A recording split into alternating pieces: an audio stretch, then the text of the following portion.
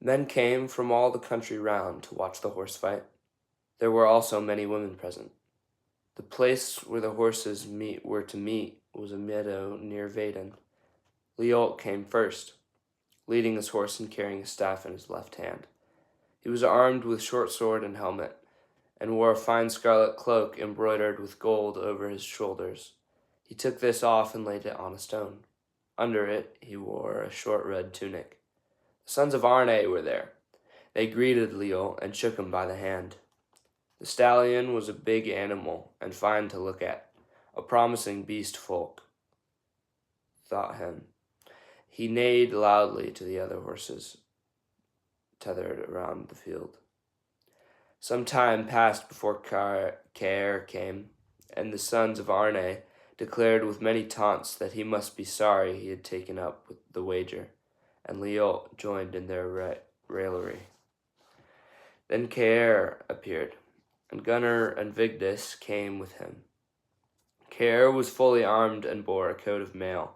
He had a bearskin over his shoulders and carried a spear besides his staff. As soon as Arvok saw the other stallion, he knew him again, and must have recalled their encounter in the forest, for he broke away from Leolt, turned tail, and tried to escape out of the ring. This raised a laugh among the folk standing round, but Leolt ran after his horse, seized him by the mane with his left hand, and struck him with his staff over shoulders and quarters. His face was red as blood. And now he drove the horse forward without mercy. Slangve had the other one down at once, struck out with his forehoofs, and bit so that Arvok moaned and again tried to escape. Then Leolt drew his sword from his belt and struck at Arvok, but slipped on the grass and slit the skin of Slangve's belly with his sword. But his fall brought him underneath the horses. It was an ugly moment. Vigdis shouted loudly that they must part the horses, and Caer ran forward and made a drive at his with the butt of his spear, so that the animal reared for an instant and released Arvok. Leolt's horse then struggled to his feet and galloped off to the forest, bleeding and sorely punished. But Slangve's guts were pouring out of the wound Leolt had given him. Caer then said, as he gave Leolt his hand to help him to his feet, for Leolt had been kicked about the head so that the blood ran down into his eyes, "Never have I seen any man bear himself thus in a horse fight. You shall make good the horse to me." "Here's your payment," answered Leolt, kicking up a lump of mold with his foot. "You scared the horse with that bearskin you wear, like a troll of the woods." "You won't scare us, Viga Leolt," said Caer, "though you may have killed your men up in Iceland." And now he turned the spear in his hand, so that the point was towards Leolt. Leolt still held that sword in his hand, and he cut the spear shaft in two and wounded Caer in the arm, but only slightly. Caer then threw away the stump of the spear, drew his sword, and set upon Leolt. But at that moment Leolt fell backwards in a swoon, and the blood ran out of his mouth. The horses had kicked him badly. Now Vidarlide came up, took Caer by the shoulder, and spoke to him, saying he would make good the horse and the wound, and let Caer fix the price himself. "I will accept no amends from you, Icelander," answered Caer. "I see well enough that your kinsman there seeks a quarrel with me. I will not have it that we fall into conflict with friends of Gunnar," replied Vidarlide. "He has deserved better of us." And he took Caer aside and talked to him. But Gunnar had taken his spear and run it through Slangve's counter. Kol and Eyjolf, the sons of Arne, lifted Leolt to his feet, and he came to his senses after a while. By that time Caer had left the field with Vidarlide. Leolt wiped the blood from his face and looked about for Vigdis. She was crouching by the dead horse and patting him, weeping sorely. Leolt went up to her, laughing, and asked, "What say you now to this horse fight, Vigdis?" Vigdis wept even more and said, I will not speak with you. Are you afraid that Care of Grefsen may fare as did his horse? Asked Leot. 'Tis not Care that has brought shame on himself today, said Vigdis. She drew the mane back from the horse's head and stroked his muzzle. But now I have no more to say to you. She stood up, went to her father weeping, and left the field with him. The sons of Arne came over to Leot and bade him go home with them. That I cannot do, Leot answered. 'Tis not fighting that I break friendship with Gunnar thus. I wonder, said Eyjolf, if Gunnar be not more afraid of losing the friendship of his son-in-law. Whom call you so? Said Leot. 'Twill be Caer, no doubt, Cole joined in. Though it cannot be certain that he will pay the price for her, seeing she has already let him have his will. That's a lie, sure enough, said Leot. So said I too, replied Eyjolf, when our herdsman came and told us he had seen Caer ride across the river last spring and meet Vigdis in the grove. He said Caer lay with her then. He lied sure enough, your herdsman, Leot answered again, turning to go. But Eyjolf asked some who were standing apart, which way went Caer of Grefsen? Viga Leot would speak with him. Oh, he went to Vaden with that other Icelander, was the answer. Leot stood for a while, looking towards the manor. He was an ugly sight, pale as a corpse and smeared with blood. Then he turned, and as he did so he nearly fell. The sons of Arne took him by the arms, helped him to mount a horse, and now he rode with them westward to Grimmelunder. Viderlide was not too well pleased that Leot had taken up his abode at Grimmelunder. He rode thither some days later and found his kinsman lying in the upper room. I am now reconciled to Caer, said Viderlide, and I beg that you will not break the peace with him. Leot made no answer to this, but asked after a while, What do they say at Vaden about this business? Nothing much, replied Viderlide, as was to be expected of Gunnar, for he is a man of generous mind, and it would give me little pleasure to hear what he thinks of your conduct. Leot lay silent for some moments, plucking hairs from his coverlet. Then he told Viderlide what the sons of Arne reported that their shepherd had seen. Much weight there must be in what Eyjolf's shepherd says, even if all his sheep say the same, commented Viderlide. 'Tis the way of jealous old women to spread such stories. An ill thing it is, kinsman, that you take up with fellows like these. You might find out how Gunnar is minded towards me in the matter you know of, said Leot after a while. It is a bad time to ask such questions while you lie here, answered Viderlide. I would rather you went back to Vaden with me now. I have a pain in my back, said Leot. I am not fit to ride. If you could ride one way, you can surely ride back, said Viderlide. 'Tis not surprising that you do not relish a return to Vaden, for you have won little honor in this business, but you will have to do so. That is my advice. The sons of Arne are planning to put enmity between you and Gunnar. They are afraid to set on him alone, and they would push you before them. But let them sit and spin their sheep's wool by their own hearth, and do you leave the schemes alone. But Leot stood out that he was not fit to ride. The sons of Arne invited Viderlide to stay for food and drink, but he would not, and rode back to Vaden at once. It turned out as Viderlide had said, when he spoke to Gunnar about Leot, saying his kinsman had set his heart on Vigdis. Gunnar answered, Unwilling I am that there should be unfriendliness between us, Icelander, for I think highly of you, and I would gladly believe Leot Gisserson to be better than his conduct here would show. But I have no desire to send my daughter with him over the sea, nor to fetch my son-in-law from Grimmelunder. None can wonder at that, replied Viderlide. No more was said of that matter, and no word reached Vigdis of their talk. Viderlide spoke several times to Leot, trying to get him away from Gimmelunder, But each time Liot said he was very ill, he spat blood and he had pains in his head.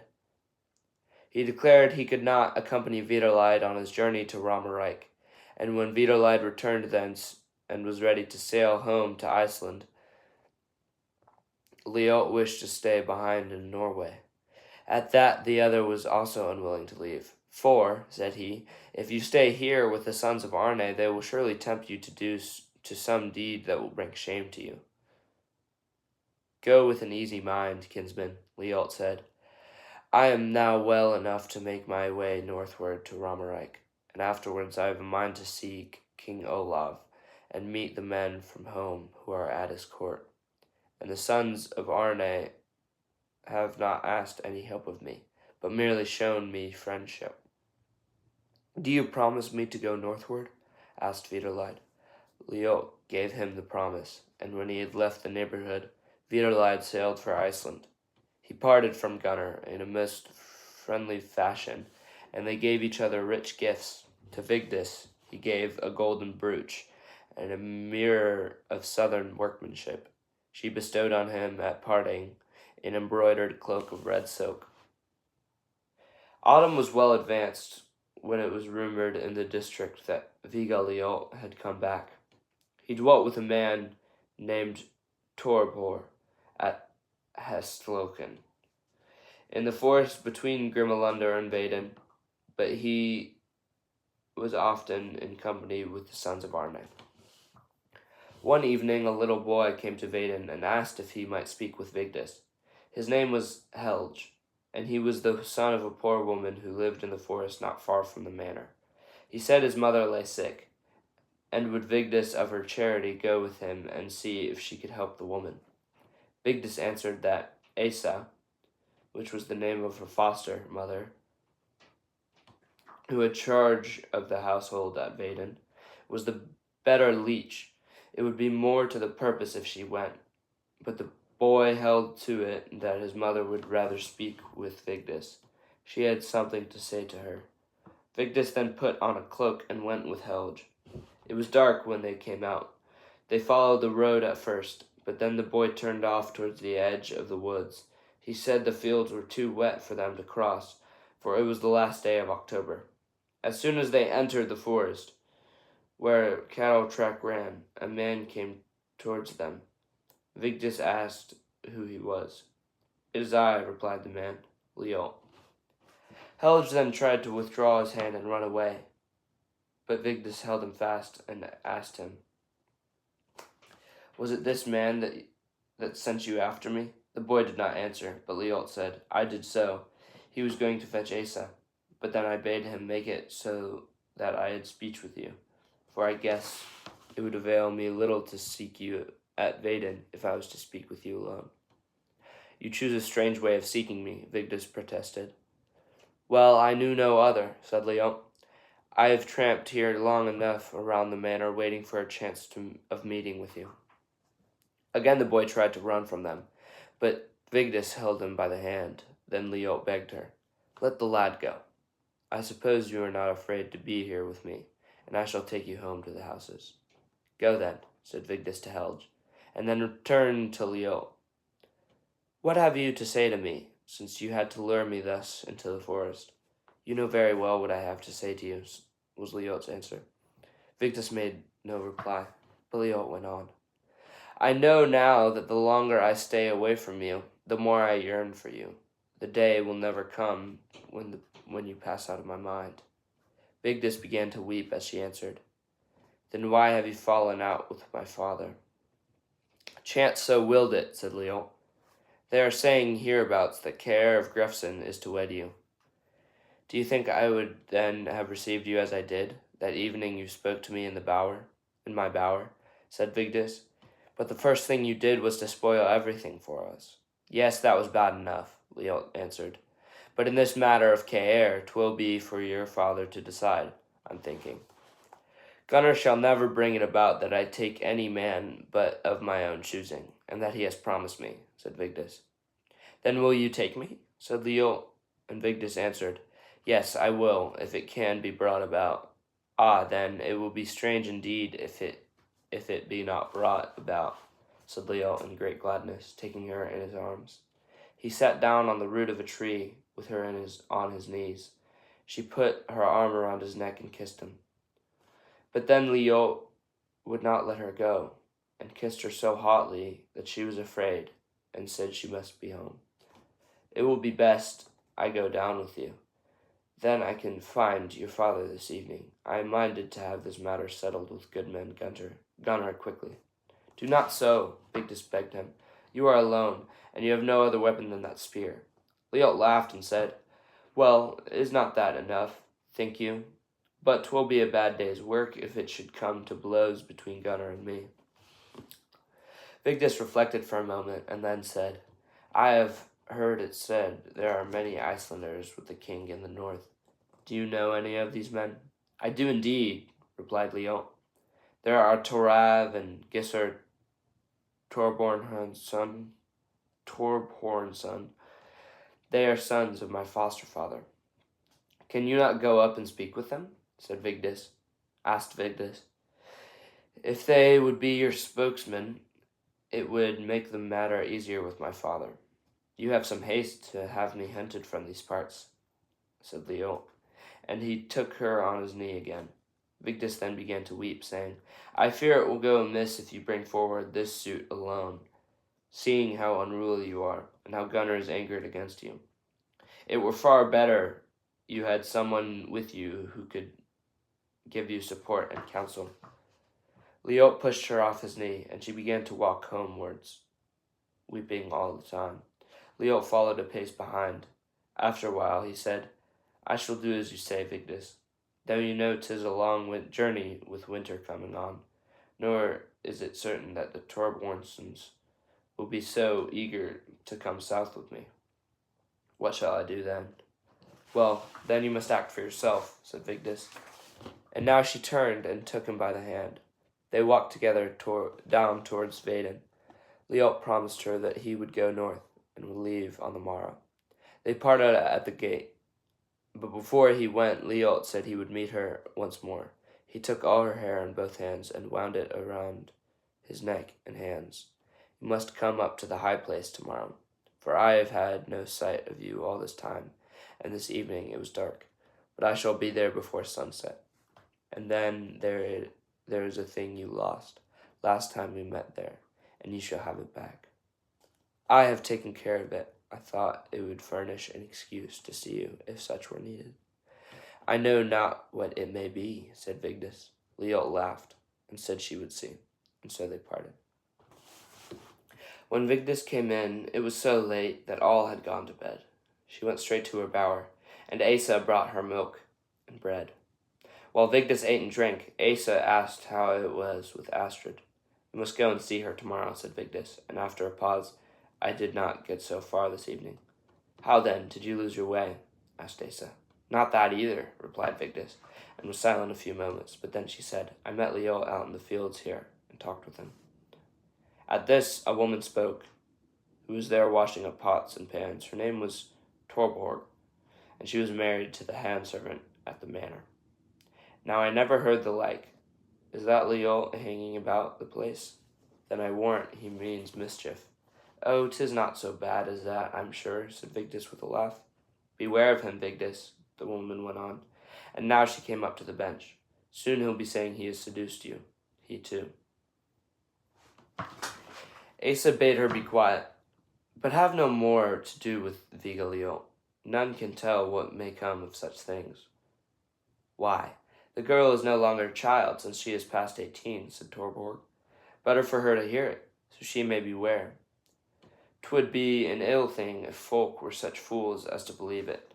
He has made songs while he lay in these parts, and they are all about Vigdis.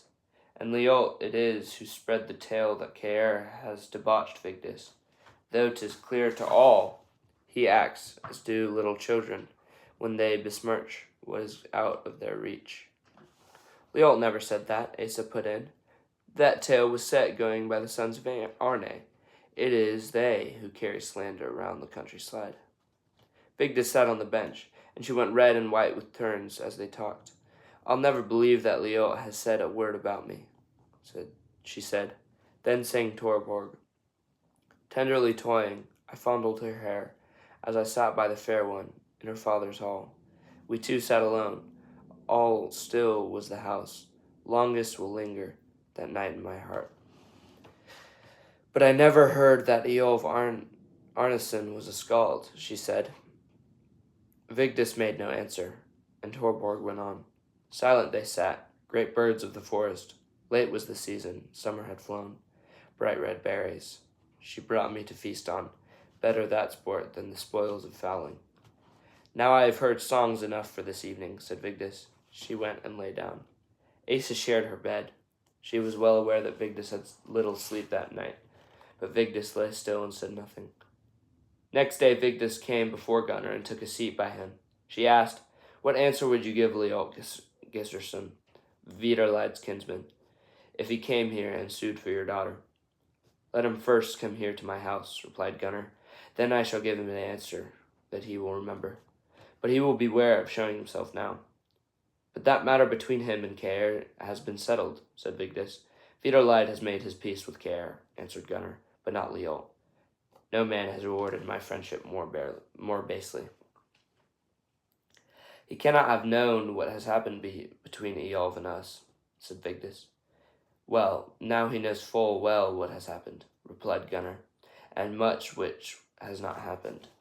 But now we purpose, Care and I, to seek him out at Hestloken, and I shall hack the teeth out of his jaw. Then we shall see what ballades he can be making." "That shall never be," said Vigdis in great fear. But Gunnar commanded, "It shall not be that you speak with him again, and I will hear no more of him from you." Vigdis said nothing, but went out. The whole of that day she sat in her bower, sunk in great dread and bewilderment, not knowing whether to go and meet Leolt or not. But when it was drawing on towards sundown, she wrapped a dark cloak around her and went out into the yard. There had been a frost the night before, and the mist lay white over the fjord. The sun stood due south over the hills, shining brightly. There was no one in the yard. Vigdis stood hesitating for a moment, but then she left the manor hurriedly and went northwards to the forest. No one saw her go. When she reached the high place, Leolt was there already. He was dressed for the journey, but had put off his cloak and arms and had tied his horse to a tree. He ran to meet Vigdis, shading his eyes with one hand, as he said, "Now it seems the sun would grudge me a sight of your beauty. Welcome hither, Vigdis." He put his hands on her hips and turned her away from the light, but she tore herself away from him and put her arms behind her, saying, "Hither am I come, but I have strange questions to ask you. Tell me now, is it true that there has been talk in the neighborhood about Care and me?" Leolt answered, and he turned very red as he did so. "That is what I asked you yesterday, if it were true he was to wed you." "Now I had not come," said Vigdis, "for now I fear they spoke the truth whom I thought to be lying." "I know not what you mean," said Leolt. Then said Vigdis, "Either you have talked of that which has passed between us, and never had I thought you would have breathed the word of it to any mother's son, or it is you who have made up the ditties that are going about." Leolt kept silent.